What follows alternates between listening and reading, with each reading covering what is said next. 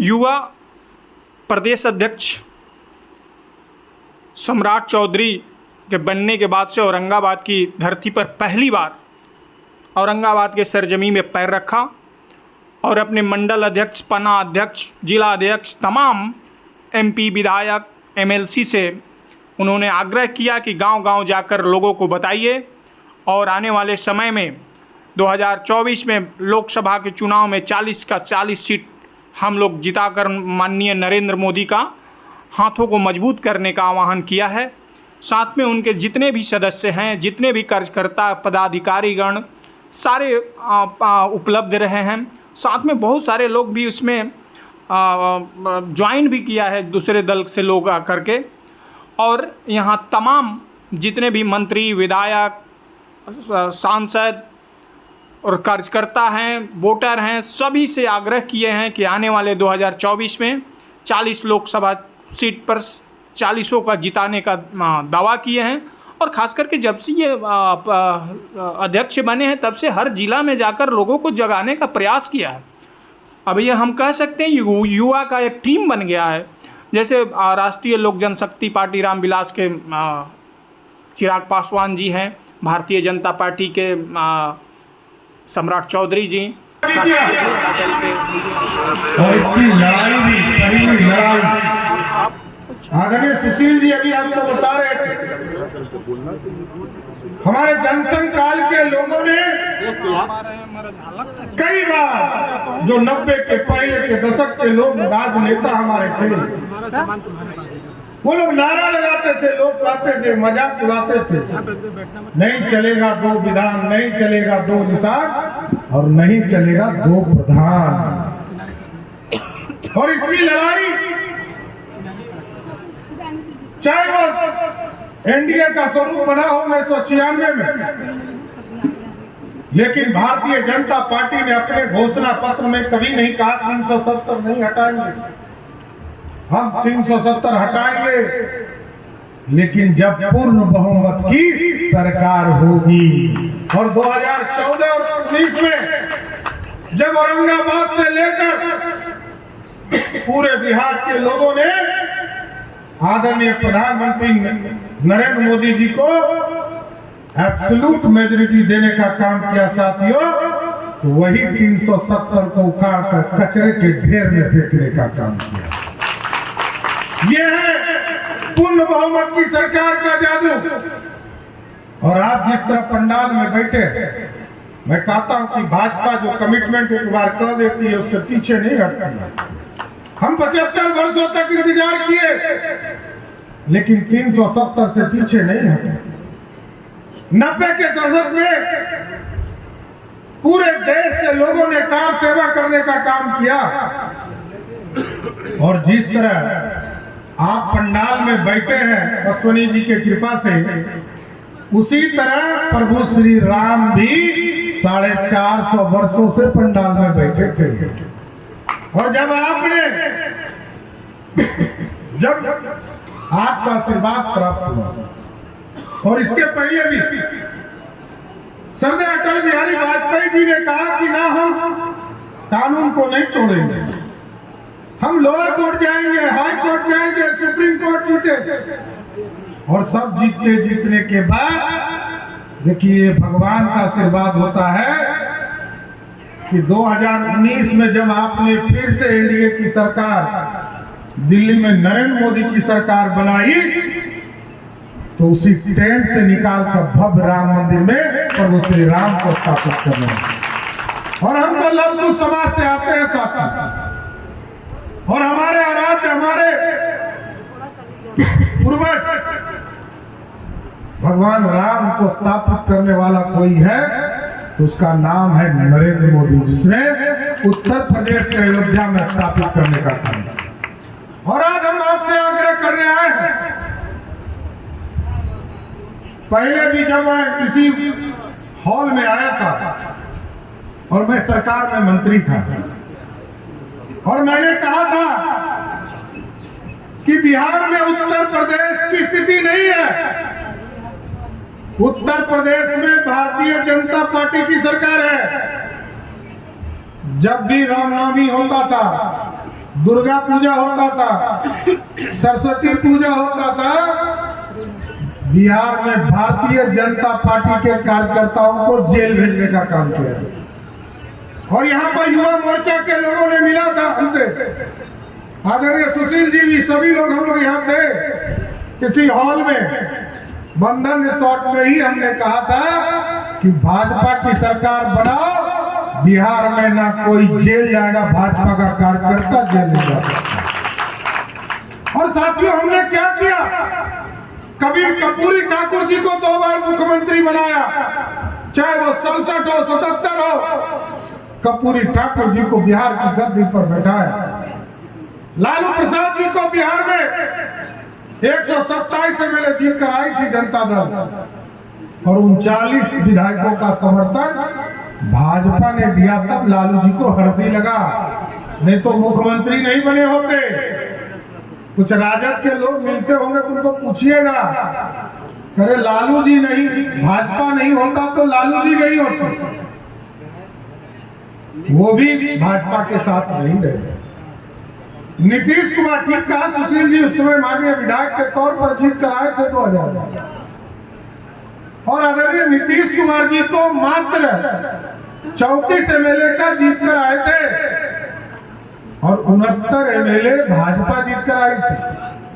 पहली बार मुख्यमंत्री बनाया, फिर 2005 में मुख्यमंत्री बनाया, 2010 में मुख्यमंत्री बनाया, 2017 में मुख्यमंत्री बनाया, और 2020 में मुख्यमंत्री बनाया। जब फिर ये रिवर्स गाड़ी लगा और ये फिर 43 पर पहुंच गए, तब भी हमने मुख्यमंत्री बनाया। नीतीश कुमार जी भूल जाते हैं। और आजकल हमने कहा है कि मुख्यमंत्री बिहार के मेमोरी लॉस हो गया है। मेमोरी लॉस मतलब समझे, एगो गजनी फिल्म आया था, और गजनी फिल्म में जो हीरो था आमिर का, उसकी यादाश्त बीच बीच में चली जाती थी, तो जाके विरोधी खेमा में बैठ जाता था। कभी नीतीश कुमार का मेमोरी लॉस हो गया है। कभी कहेंगे, कल उनसे पूछा लोगों ने कि चंद्रयान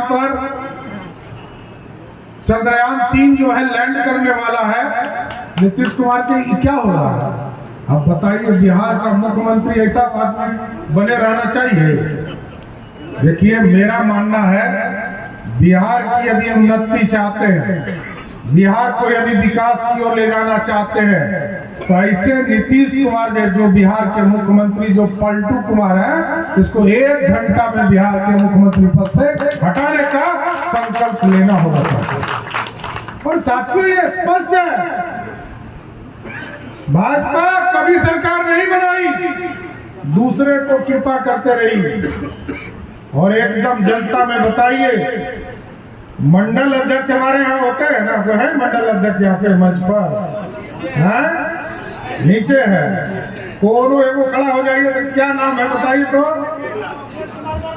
हाँ, कृष्ण कुमार वर्मा, दिनेश कुमार वर्मा जी, इनको भी मुख्यमंत्री का उम्मीदवार बनाए है ना, इन नीतीश कुमार से अच्छा मुख्यमंत्री होंगे, इतना हम गारंटी देते हैं आपको साथ। एक चीज समझ लीजिए, भारतीय जनता पार्टी की जो संस्कृति है, जब भाजपा के कार्यकर्ता के तौर पर कोई काम करता है, उसको प्रखंड में, जो हम मंडल कहते हैं, शक्ति केंद्र में हम काम करते हैं, हम प्रखंड पर काम करते हैं, हम ब्लॉक पे काम करते हैं, और जो हमारा बूथ है, बूथ पर हम पन्ना प्रमुख तक बनाने का काम करते हैं। और जितना हम काम मंडल अध्यक्ष को देते हैं साथियों, हम जितना काम जिला अध्यक्ष जी को देते हैं, जिला अध्यक्ष जी सब मंडल अध्यक्ष को देते हैं। और सही समय पर इतना यदि पढ़े लिखे होते, हम गारंटी देते हैं सब डिप्टी कलेक्टर हो गए होते। क्योंकि रोज काम, क्या मंडल अध्यक्ष जी लोग सही बोल रहे हैं कि गलत बोल रहे हैं? तो देखिए साथियों, ये भाजपा है, और भाजपा कमिटमेंट के साथ बढ़ती है। और देखिए आज बिहार की क्या स्थिति है, आप चले जाइए दरभंगा, दलित समाज का परिवार, जिसको दाह संस्कार करने का काम नहीं करने दिया जा रहा, और वहां तुष्टीकरण का काम किया जा रहा है। दलित बहन को दौड़ा दौड़ा कर पीटने का काम बेगूसराय में किया गया।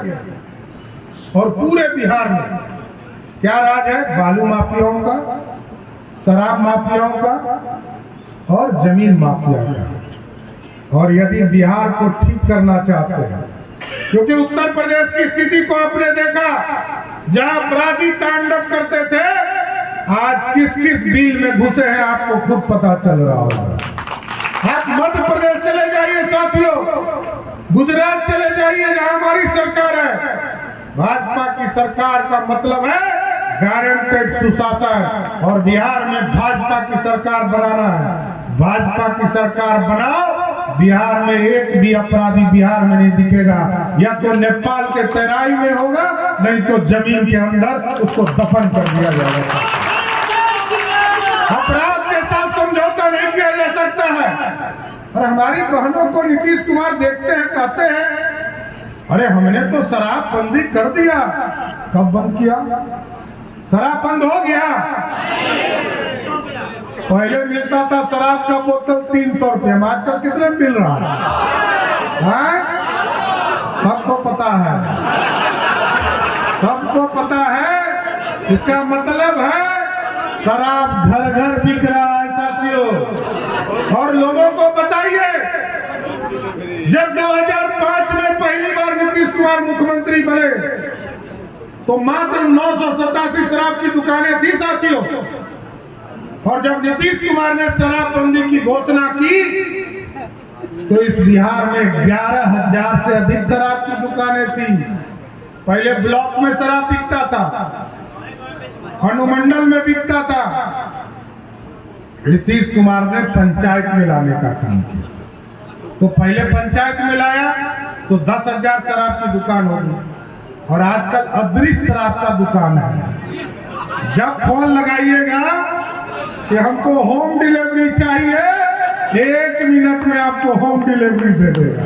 यही है अदृश्य शराब का दुकान। नीतीश कुमार के राज में अदृश्य शराब का दुकान बिक रहा है साथियों, और 60,000 करोड़ रुपया। आज यदि सरकार इससे रेवेन्यू लेते रहती साथियों तो बिहार में 60,000 करोड़ रुपया आता। आज सोचिए, बिहार का बजट है 2,61,000 करोड़ रुपया। बिहार में 3 लाख करोड़ रुपया खर्चा होता है, और उसमें भी 2,61,000 करोड़ में 32,000 करोड़ रुपया बिहार का है। नीतीश कुमार बालू माफिया, शराब माफिया, इससे जो टैक्स लेते हैं, इससे मात्र 32,000 करोड़ रुपया है। और रेस्ट जो 2,29,000 करोड़ रुपया है, आपके गांव का गली सड़क पानी की व्यवस्था करने का काम वो नरेंद्र मोदी जी करते हैं, कोई दूसरा नहीं करता ऐसा काम। और हम देते हैं टैक्स, चाहे वो जीएसटी के माध्यम से, इनकम टैक्स के माध्यम से। नरेंद्र मोदी जी ने ऐसी व्यवस्था खड़ा किया साथियों, कोई चोरी नहीं कर सकता। हम भारत को श्रेष्ठ बनाना चाहते हैं। आज नरेंद्र मोदी जी दुनिया में जब जाते हैं साथियों, कोरोना जैसे महामारी में चाइना डूब गया, अमेरिका डूब गया, अब भारत उग गया। कहता था ना भारत उदय होगा, भारत उग गया। हम दुनिया में श्रेष्ठ बन रहे हैं। हम पिछले 3 वर्षों से पूरे भारत के गरीबों को खाना खिलाने का काम कर रहे हैं साथियों। ये है भारत। ठीक कहा सुशील जी ने, हम 5वें स्थान पर आ गए, और हम कहां थे? हम 11वें स्थान पर थे साथियों। दुनिया की आर्थिक व्यवस्था में 11वें स्थान पर थे। लेकिन आज भारत पूरी तरह हिंदुस्तान में इतनी आर्थिक स्थिति को ठीक किया नरेंद्र मोदी की सरकार ने कि हम 5वें स्थान पर आ गए। और इस बार मैं कहता हूं कि आज औरंगाबाद के दोनों लोकसभा और बिहार की 40 सीट जिताइए, हम गारंटी देते हैं कि ये 5वें स्थान से 3रे स्थान पर ले जाने का काम नरेंद्र मोदी की सरकार करे। लोग कहते थे ये देश सोने की चिड़िया है, कभी मुगल आए उसने लूट लिया, उसके बाद भी हमने उनसे मोहब्बत किया। कभी अंग्रेज आए उसने इस देश को लूटा, उसके बाद भी हमने मोहब्बत किया। लेकिन साथियों, अब देश में 3 तरह की विचारधारा चल रही है। एक है भारत तोड़ने का विचारधारा, ब्रेकिंग इंडिया, और दूसरे तरफ चल चल रहा है भारत जोड़ने का यात्रा। जो भारत तोड़ने वाले हैं वही लोग कर रहे हैं, लेकिन नरेंद्र मोदी कहते हैं हम मेकिंग इंडिया है, हम भारत को श्रेष्ठ बनाएंगे। और तीसरी तरफ है लुकिंग इंडिया। लुकिंग इंडिया मतलब खाली देखते रहना कि मोदी जी अच्छा कर रहे हैं, खराब कर रहे हैं, बोलना है, ये नहीं करना है साथ। हम पूरे लोगों को कहें कि अब देश में नरेंद्र मोदी की सरकार मेकिंग इंडिया के तर्ज पर सोने का शेर बनाना चाहते हैं, जो दुनिया में दहाड़ने का काम कर सके। हम सोने की चिड़िया बनाते हैं, हम लोगों को लूट लेता है, अब लूटने नहीं देना है। उसी तरह बिहार है, गौरवशाली इतिहास था, यही मगध था, और ये मगध आज के भारत के 3 गुना भारत बड़ा भारत था। कहा ईरान तक हम राज करते थे, अफगानिस्तान में राज करते थे, पाकिस्तान में राज करते थे, लंका हमारा था, बर्मा हमारा था, और 3 गुना भारत पर हम राज करते थे। आज 1/3 भारत पर राज कर रहे थे। हमको सोचना पड़ेगा कि हम बिहार को कैसे श्रेष्ठ बनाए। सबसे ज्यादा पढ़ा लिखा कौन है? सबसे ज्यादा IAS IPS कौन होता है? तो सब बिहारी होता है। सबसे ज्यादा बुद्धि किसको है? तो बुद्धि हमको, दूसरा आदमी कमाएगा। दुनिया में मजदूरी हम करते हैं और सबसे ज्यादा फर्स्ट क्लास का नौकरी भी हम ही लेते हैं। लेकिन साथियों, अब ऐसा बिहार बनाना है जो नीतीश कुमार जी बार बार चिट्ठी लगा के मुख्यमंत्री बन जाता है। नहीं देखते हैं 94 में समता पार्टी बना, मैं तो उसका गवाह हूं, मैं जेल गया 95 में। मेरी राजनीतिक उत्पत्ति यही है, मैं तो कभी राजनीति में आता कि नहीं ये पता नहीं, लेकिन मैं समता पार्टी बना इसलिए